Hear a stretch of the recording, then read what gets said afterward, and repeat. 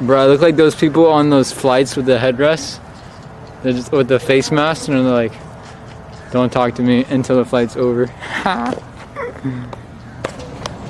Alright guys, we just finished up doing a couple ollies. Sally was killing it with all those tries. We did it on the grass. We're gonna try something different now. We're gonna try and roll down this big ramp behind us, and we're just gonna get Sally ready for like the tranny. We're gonna get ready for some slopes, some big drop-ins. So let's do a little pre-game warm-up. Let's do it.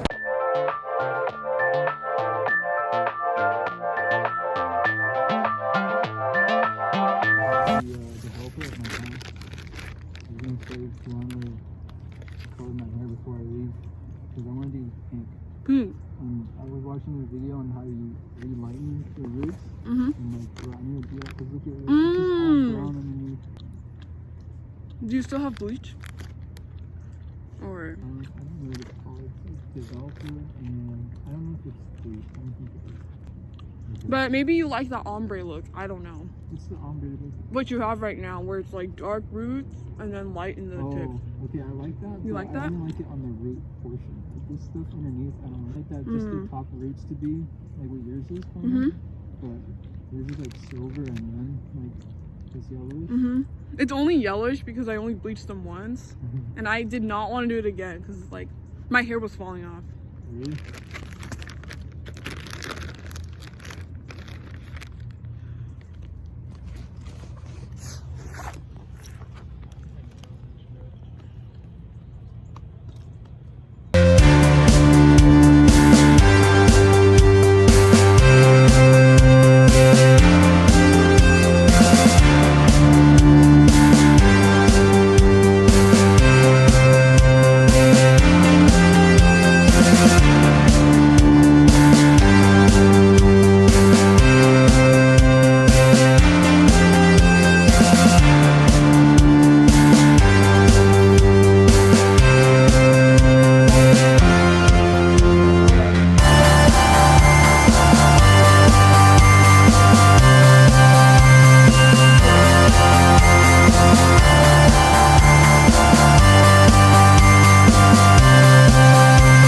With this whole idea of information on the internet is that information finds us, but we don't as often look for the information. So if I want to go on Instagram, the things that I'm being shown on Instagram is not things that I searched up specifically. It's just things that I'm subscribed to that happen to be somewhat I'm interested in, but it's not like I'm looking up a tutorial or I'm going on the internet and looking up how to like start a business or how to, I don't know. It's just advertised right here. It's more of like what is holistically what everyone kind of likes, and so that's what like Instagram and Twitter kind of does. especially YouTube recommendations, they're always recommending like similar videos to you that is not what you requested directly. And so that's what I was trying to say, is that you're not controlling your mind at that point. You're letting your phone and the recommendations control your actions, because that video can sit there, and that clickbait video of like whatever Team 10, whatever drama is going on can sit there, but it's not going to get watched until that video convinces you to press it. Right. It's like a hub of information ready to be clicked on. Yeah. That's what I'm saying. It is like that. It's set up like that. I think it's programmed like that. It's not so it's easier for you to find information. I think it's more so you get more clicks, or they get more clicks. A lot of money is in this too. Creators pay platforms like YouTube, Instagram, Facebook, so then they can get more clicks. Their advertisement there, so it's instant. So just like the food we eat, the food provides us with nourishment like proteins, fats, and like carbohydrates. But what about mental nourishment? What do we feed our minds exactly? So you think this advertisement of content, like anything, is bad? You think it's bad, or it's just kind of, what's the word? Not healthy? I don't know. Yeah, I would say the way I'm explaining it makes it seem like it's bad, but it's really just unhealthy. Yes. And unhealthy use of a tool such as the internet that can be used so much better. I agree with that. That is why using your phone and going on the internet is not good for your mental health, because it's such a, what's the word? It's just overwhelming. There's so much information, and it's not normal for humans to just grasp so much information. You know, you have these news headlines, you got la la la la la la, it never ends, it's infinite. You know, you go on the news app on your iPhone, it's just articles. You go on Snapchat, which I don't really use a lot. Like there's like this portion, I don't know if you know about it, but on the bottom there's like, how do I explain it? You guys know what I'm talking about. Like there's like articles. Like you get these like titles of like celebs, like, oh, Bella Thorne this and blah blah blah blah. And it's like, it's overwhelming. And you go on Instagram and then there's advertisements that you didn't ask for, and then there's the explore page, even more overwhelming. Yeah. And Twitter, oh gosh, that's a bomb. Yeah, that's crazy. The whole explore page can be kind of taken in two ways. And some people can make the argument that, well, then I can see new people, I can make internet friends, I can make connections, and I can do collabs or whatever, and create new things that would never have been possible without the internet. But then where does it cross the line between making new connections and it becoming an addiction, or like it being unhealthy for you, where you're just on there like a robot and it's controlling what you put on instead of you actually using your phone for one purpose? Like manually. Yeah, manually. Right, it's automatic. Yeah. I agree. As a person who currently is or was even more addicted to being on my phone, that's because I'm so addicted to information. Like I get bored easily, so I need to find something new, and my phone just feeds me. So my screen time is it's a lot. What's your screen time? I don't know. It's bad. It's really bad, and it's really bad for me because the way my brain works and the way I just allow myself to just get. Because even without the internet or my phone, it's the same with anything like out in the world, like a book or like writing behind like a carton of notes. Like I constantly need to read something, but that's not really healthy. And I allow myself to do that with my phone and my laptop, whatever, the internet. And I feel like when you're doing that, you're not giving your mind like rest at all. That is why when people go out in nature, let's say you go to Yosemite backpack, it's just it feels like a relief. Like you feel more at peace than this constant stuff. Yeah, because I can go on my phone and I'll have something that I need to do, and I'll say, oh, I just need to look at this thing really quick. I just need to look at the weather really quick before I head outside. And in the middle of looking at the weather, I'll see something that'll pop up on my screen. I'm like, oh shoot, oh no, I need to look at that really quick. And then I'll get sidetracked, and then that will lead to another sidetrack that eventually I forget what I even came on my phone for. And I'm like, It's like a network. Yeah, it's like these It's a network. distractions. Ding, ding, ding. And the people who program these platforms, that's what they do. They actually have these recommendations. Like, oh, what's this after? No, it never ends. It's infinite. These neurons, these networks, they're infinite. These content networks. Hey, that's a good word. Content networks. Yeah, they don't end. I think that's just too unhealthy. It's really unhealthy. You're overfeeding your brain. Yeah. So going back to the thing on the food. So there's different types of food. Obviously, we have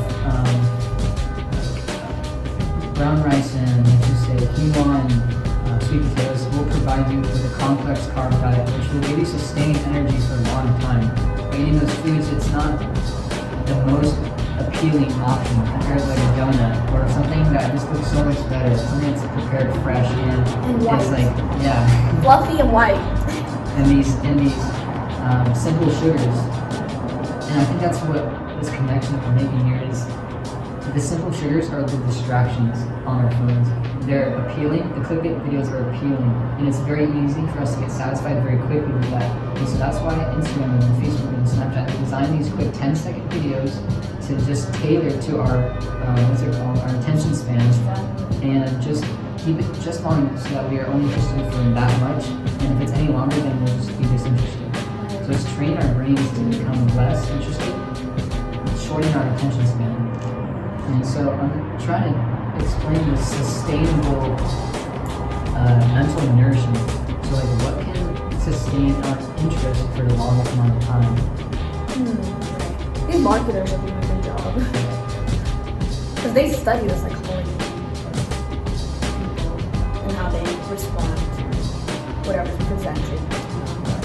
You're right. Whenever I'm on the internet, I just want to watch it for a short amount of time. No longer, no shorter, just the right amount of time.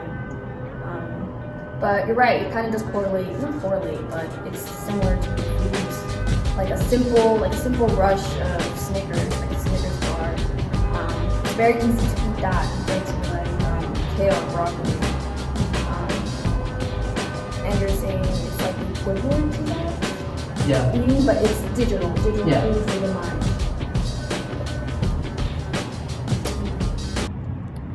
Okay, versus you have a goal in mind and you know exactly how to get it.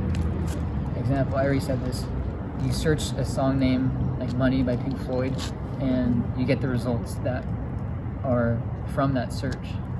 But on Snapchat, it's kind of different where they show you results that you never even searched for. And so that doesn't really feed the interest in your mind because your long-term interests and your long-term goals, Snapchat has no idea what you want to be like 20 years from now. And so they're showing you these short-term little snippets that aren't fulfilling and aren't going to keep you interested. And so I was going to say that we use social media in two ways: to find something or to be found. So anything you do can be narrowed down to pretty much those two categories. And so what's the better choice then? Well, I feel like in a way, social media can be a little more complex in a way where, see, it's in the name, social media, where you're trying to connect to people, you're socializing, I guess. But you're right on the wanting to be seen, for sure. Most people want to be seen on social media, whether they're showing their face or not, whether they're anonymous or not. You're right. We want to be seen, and we want to look for things. We want to learn from other people, and I guess get introduced to things we've never seen in the world because the internet helps with that. I don't know. What do you think is the better choice? I said for yourself and your own personal interests to find something, because that's the only way that you're going to be able to feed your long-term interests. So if I have a goal in mind that, I don't know, I want to put an album out on Spotify one day, and I see, some clickbait video about some drama from a friend's party on Snapchat or something, and I click on that because it's interesting, and I see like something that's about to go on that has nothing to do with my long-term goals, and that's not going to keep my interest. It's distracting. Yeah, it's not going to sustain it. It's going to be like interesting, and then it's going to just drop after that. because with the sugars, when your donut is over, it's not going to feed you for very long. It's not going to keep the energy levels high. Versus if you do something that's not as like physically appealing to like your taste buds in the scenario, or maybe say like putting in work and learning how to produce a song, it's not going to be physically appealing and as easy to click on. Exactly. You know? Exactly. So I feel like that's gonna People be, want like a quick rush, like what's that word? Instant gratification. Yeah. That's a big one. Instant gratification. I was gonna say something. So what you also are trying to get at is investing your time on the internet is very important. Like, for example, trying to make music and trying to put it out on Spotify. That's an investment. Unlike trying to just watch drama channels, stupid shit. I mean, you can always watch funny stuff like memes and compilations of funny shit. Okay, that's different because laughing is healthy. But when it's stupid shit that doesn't like nourish you, I guess, that's when it's really a waste of time. I agree with that. I feel like an example of a good investment of you on the internet or YouTube would be like, hey, I want to learn how to edit. So you watch videos of editing and you watch techniques and blah. That's an investment, unlike watching some stupid shit. I don't know. Like recently, I've been seeing the trends on YouTube, like drama, like Jeffree Star. What's that guy's name again? That makeup artist dude. His name is. Gosh, I can't remember. It's like this guy. No, I know who he is. James Charles. There we go. Yeah. James Charles. That guy's name has been on the YouTube, whatever. It's just been like, especially on the trending page, you really see what's trending. But it's just James Charles drama, or like. And don't get me wrong, I have been watching those drama channels, not because I like drama, but because I want to see what's actually, what's getting people, what's kind of attracting people, and it's always like, oh, James Charles, or Jeffree Star, or what other drama? There's just a lot of like makeup or beauty gurus who get into drama, and that's become like a trend on YouTube.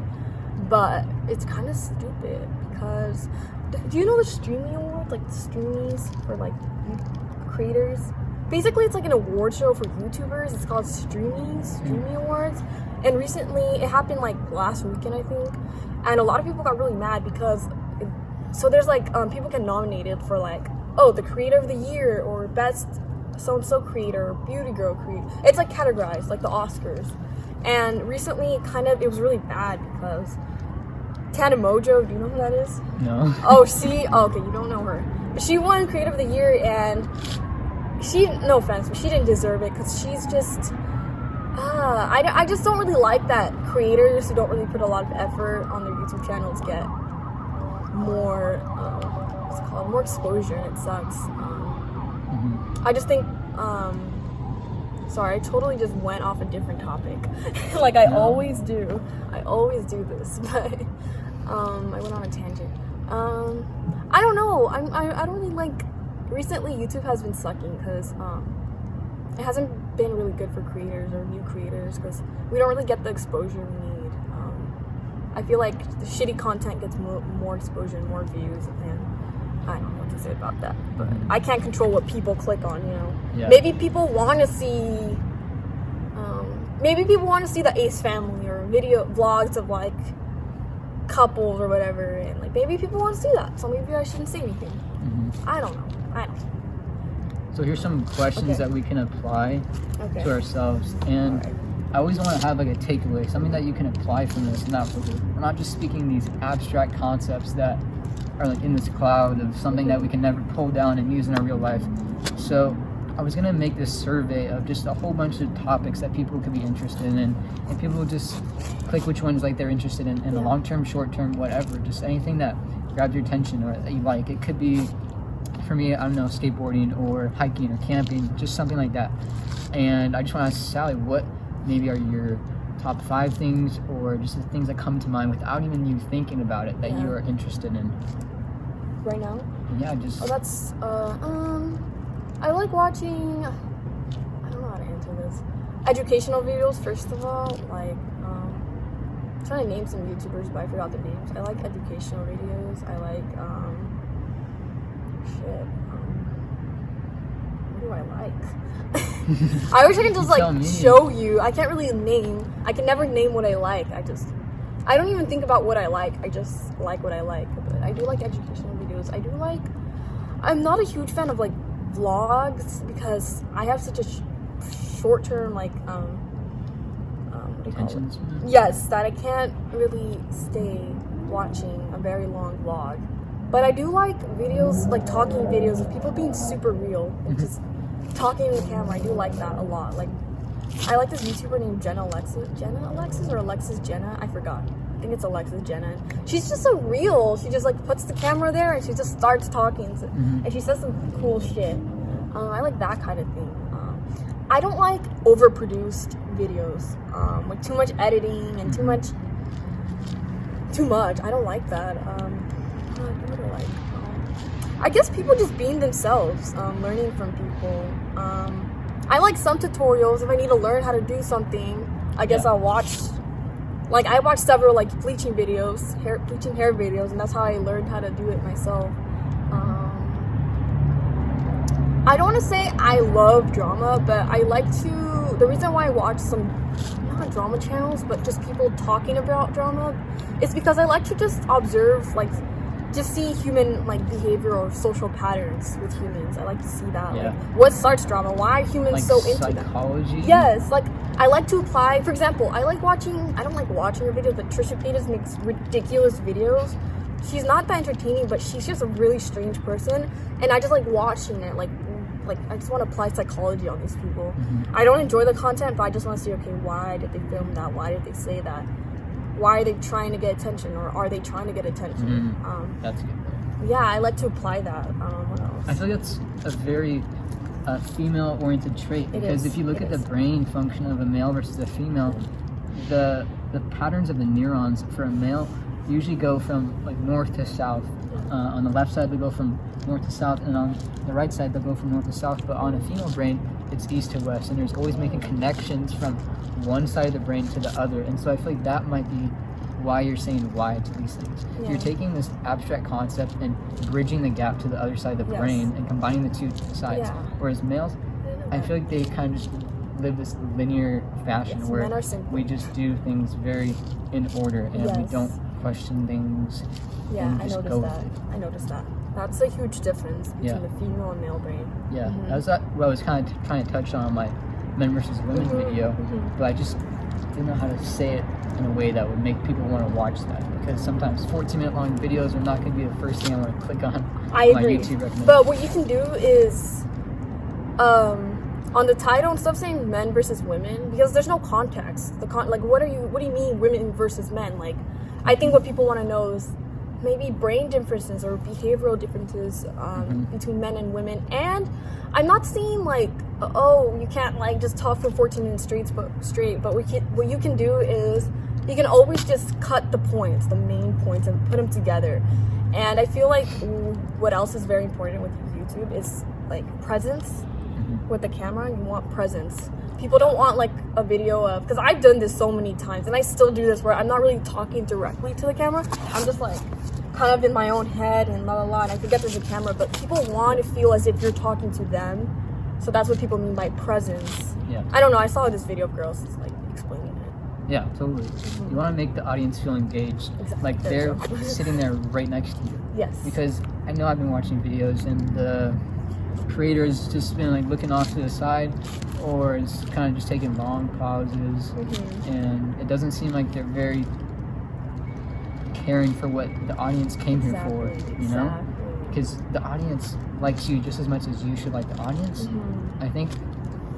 So that's a good point you're making about being present. I like that. Presence. And also, the reason why looking at the camera, I don't like looking at the camera, but I guess you have to, because it's as if when you're talking to someone in person, eye contact is very important. And when you're looking straight at the lens, it's as if you're having eye contact with the viewer. Yeah. See, right now we're talking to a phone. We're not really talking to an audience, but once it's uploaded, it's gonna, I feel very weird like talking in front of a camera, because I feel like I'm talking to myself, but I'm really not talking to myself, because then people will receive this, comment on it. It's like a totally different thing because you technically are talking to yourself, but you just have to act like that's not a phone, and you have to act like this conversation is not conversation because they can't respond. Right. The only thing they can say are in the comments, and you have to make them evoke a response to make them want to say something. Right. You know, and if you don't say anything interesting enough or make any kind of point that they're interested in that grabs their attention, then they're never gonna make that conversation a conversation. Exactly. It's just gonna be a monologue the whole time. And I wanted to add, this is a little bit out of topic, but as I was saying about watching videos of like, let's say Trisha Paytas, for example, which is very strange, or like Onision is a very strange guy. He's a fucked up person, but I like to watch him and his behavior and la. I also love to read the comments. I love to see how people respond to that. I like to see how people respond to that behavior, what they said, or la. I love to see different perspectives because that helps me learn. And then people responding to that person and so on. Yeah, and so totally. on. Comment It's like, section. yeah, when you start a conversation with people, I think that's a really good thing. I'm just gonna close off with one more thing, Okay. and then we can switch to another spot. All right. But the thing about what you said about psychology and how maybe you're slightly interested in that and some other things, I wanted to say, why don't you fulfill this interest every day? What do you mean by that? Like, Why aren't you going into the library every second of the day and reading up on psychology or reading research? Right, because it takes too long. I don't know. I guess I got so accustomed to clicking and just reading a quick fact instead of reading a whole ass explanation. And I tend to, this is bad, but I depend, not my education, but if it's going to be doing readings and stuff, I have to be in a class. Like, this semester I was in a cognitive science class. It's called philosophy or topics in philosophy, and you'll never see me reading a fucking book on philosophy just randomly. But because I was in that class, I barely did the readings, but I was super engaged. She had like handouts every class, so I would read the handouts. I would participate in class. I would answer questions. I would put my input. So it's easier when you're like put in a situation where you're supposed to like. Not supposed to, but you know what I mean, right? Like you're in a classroom, so you feel obligated to participate and talk about that topic. But it's really hard for me to be like, okay, I'm going to go to the library and learn about ethics and big data. It's not easy, at least for me. That's my issue. That's not everyone. Some people like to seek that out. Yeah. But yeah.